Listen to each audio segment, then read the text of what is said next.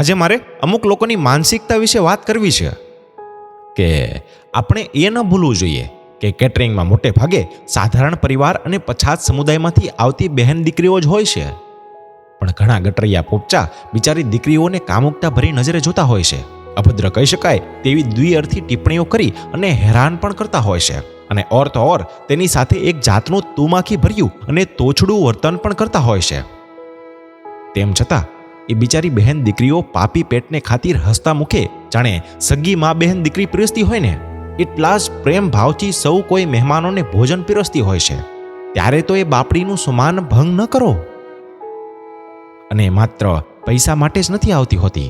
ખરા અર્થમાં કહું ને તો એ આપણા સૌના પ્રસંગ ઉજાળવા અને ઉજળો કરવા આવતી હોય છે. બાકી પૈસા અને મોજ શોખની પૂર્તિ માટે આપણે સારી રીતના જાણીએ છીએ કે આજે અભદ્ર સમાજની અમુક બહેન બેટીઓ કઈ હદે પહોંચી ગઈ છે.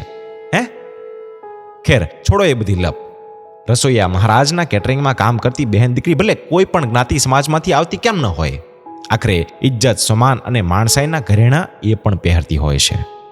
બસ આપણે ઘરેણાનું ધ્યાન રાખી એમને એ ચીચી હલે હલલ જેવા હલકા અને જાતિ વિષયક શબ્દ પ્રયોગો કરવાનું બંધ કરી અને આપણે આપણા સમાજની ઇજ્જત, સમાન અને માણસાઈ સાચવી લઈ અને જાહેરમાં કટાઈ ગયેલી, સડી ગયેલી અને ગંધાઈ ઉઠેલી આપણી નબળી માનસિકતાનું પ્રદર્શન ન કરીએ ને તોય ઘણું છે.